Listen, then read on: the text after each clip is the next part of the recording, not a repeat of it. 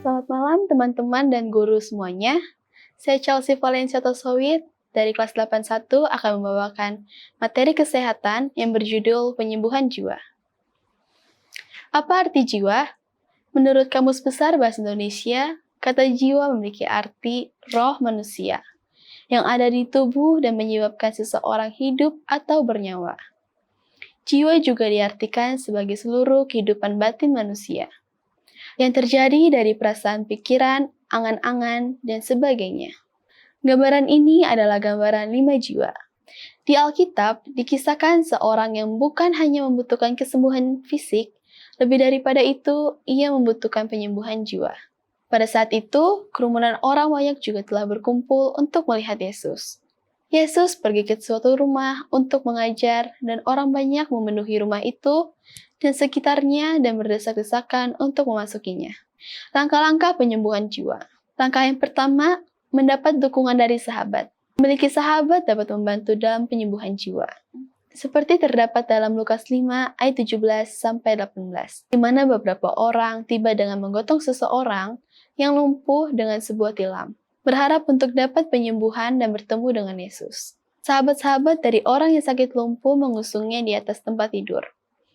Orang lumpuh ini sudah lama sakit. Ketika sahabat-sahabat inisiatif membawanya bertemu dengan Yesus, terdapat pengharapan yang sangat besar. Bukan hanya fisiknya yang sakit selama ini, jiwanya juga terluka. Dengan keadaan seperti ini, yaitu lumpuh.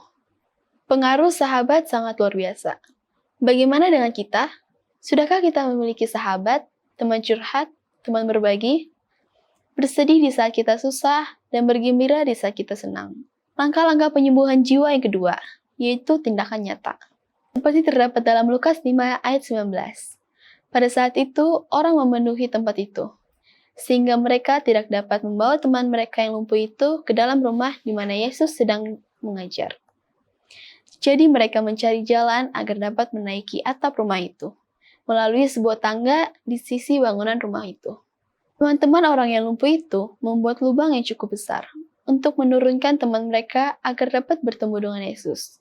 Orang yang lumpuh tersebut dengan perlahan diturunkan di tengah-tengah orang banyak di dalam rumah itu. Berani mengambil tindakan melalui atap rumah.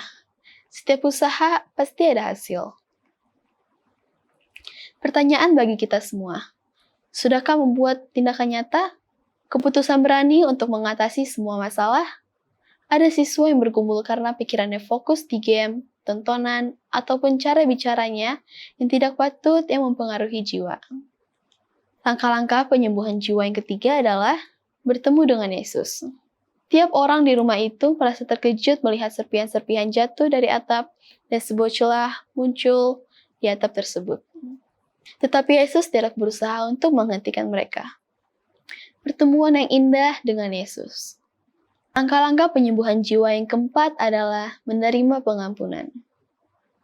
Setiap orang di tempat itu melihat dengan seksama apakah yang akan dilakukan Yesus. Yesus melihat iman mereka dan teman mereka yang lumpuh tersebut lalu berkata, "Hai anakku, dosamu sudah diampuni." Katalah Yesus kepada orang lumpuh itu, "Kepadamu kukatakan, bangunlah, angkatlah tempat tidurmu dan pulanglah ke rumahmu."